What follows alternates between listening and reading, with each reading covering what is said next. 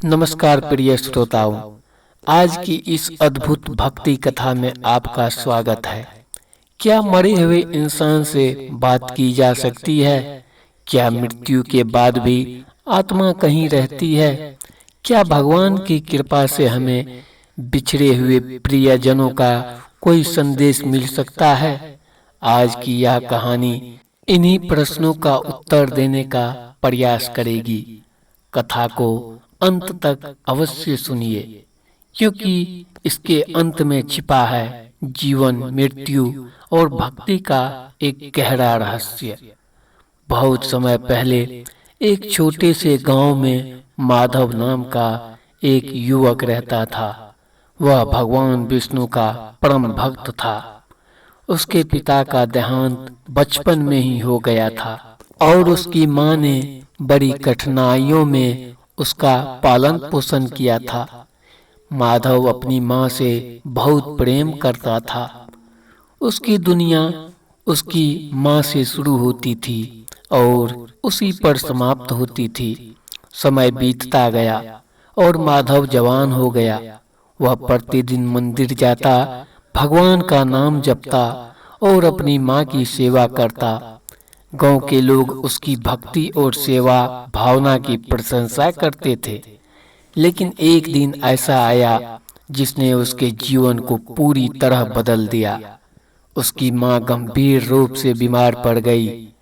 गांव के वैद्य बुलाए गए, दवाइयाँ दी गई, पूजा पाठ किया गया, लेकिन उनकी स्थिति बिगड़ती चली गई। एक रात उन्होंने माधव का हाथ पकड़कर कहा, बेटा, जीवन और मृत्यु भगवान के हाथ में है। यदि मैं चली जाऊं तो दुखी मत होना। भगवान का नाम कभी मत छोड़ना। इतना कहकर उन्होंने भगवान का स्मरण किया और अपने प्राण त्याग दिए। माँ के जाने के बाद माधव की दुनिया सूनी हो गई। वह दिन रात रोता रहता। उसे लगता जैसे उसके जीवन का प्रकाश बुझ गया हो। कई महीने बीत गए, लेकिन उसका दुख कम नहीं हुआ। वह अक्सर सोचता कि काश वह अपनी माँ से एक बार बात कर पाता।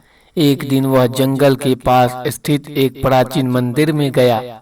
वहाँ एक वृद्ध संत ध्यान में बैठे थे। माधव ने उसके चरणों में गिरकर कहा, महाराज, क्या मरे हुए इंसान से बात की जा सकती है?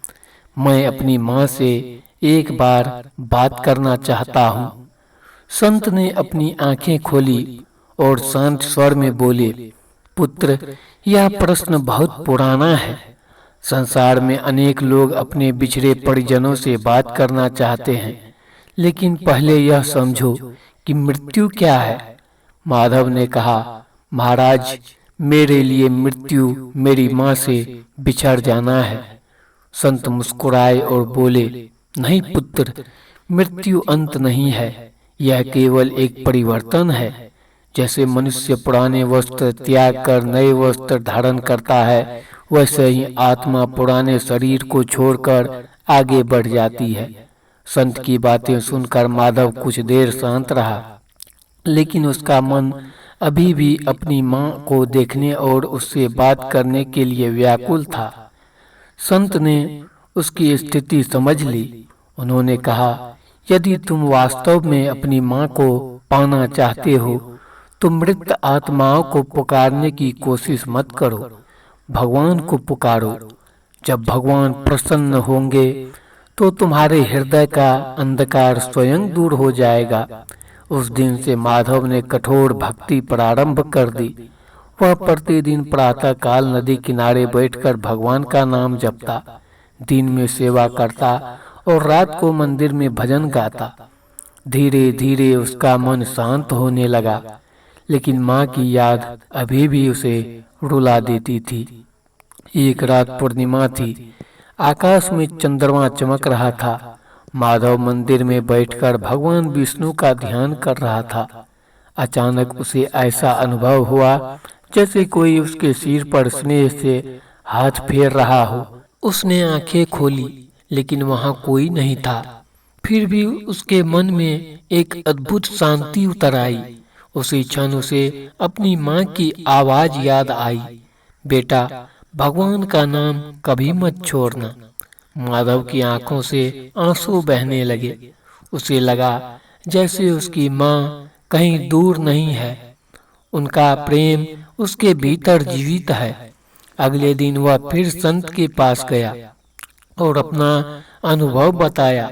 संत बोले, पुत्र, आत्माओं के पीछे भागना उचित नहीं। भगवान ने तुम्हें संकेत दिया है कि तुम्हारी माँ का प्रेम तुम्हारे साथ है, लेकिन अब तुम्हारा कर्तव्य है कि तुम अपने जीवन को धर्म और भक्ति के मार्ग पर चलाओ। समय बीतता गया, माधव की भक्ति और गहरी होती गई। वह गांव के गरीब लोगों की सहायता करने लगा, भूखों को भोजन देता, बीमारों की सेवा करता और सभी को भगवान का नाम लेने की प्रेरणा देता। एक दिन गांव में भयंकर सूखा पड़ गया, खेत सूख गए, कुएं खाली हो गए और लोग चिंतित हो उठे। गांव वालों ने माधव से प्रार्थना की कि वह भगवान से वर्षा के लिए प्रार्थना करे। माधव ने मंदिर में 7 दिन तक अखंड भजन किया। 7वें दिन आकाश में बादल छा गए और मूसलाधार वर्षा होने लगी। गांव के लोग आनंद से भर उठे। सभी ने इसे भगवान की कृपा माना।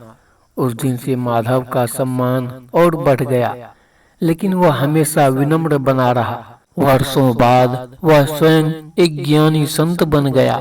दूर दूर से लोग उसके पास अपनी समस्याएं लेकर आने लगे। एक दिन एक युवक उसके पास आया और बोला, गुरुदेव, मेरे पिता का देहांत हो गया है। मैं उनसे बहुत प्रेम करता था, क्या मैं उससे बात कर सकता हूँ? माधव मुस्कुराया और बोला, तुम उसके शरीर को खोजोगे तो नहीं? यदि तुम उनके प्रेम, उनके संस्कार और उनकी शिक्षाओं को अपने जीवन में अपनाओगे तो वे हमेशा तुम्हारे साथ रहेंगे।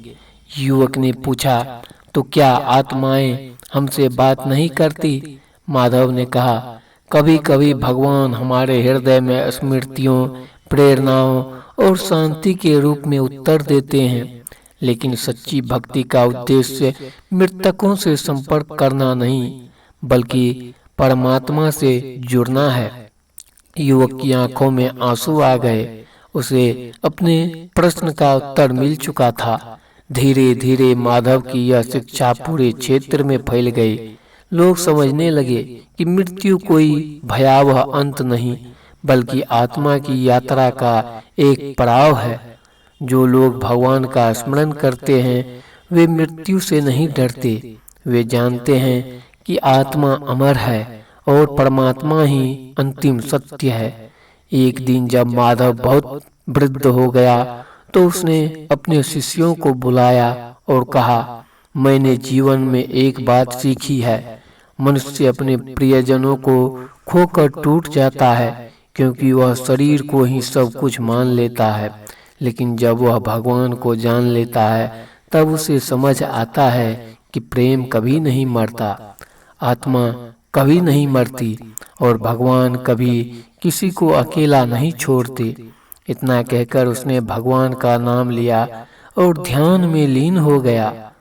उसके चेहरे पर अद्भुत शांति थी। शिष्यों ने अनुभव किया कि जैसे मंदिर का वातावरण दिव्य प्रकाश से भर गया हो। उस दिन सभी ने समझ लिया कि सच्ची भक्ति मनुष्य को मृत्यु के भय से मुक्त कर देती है।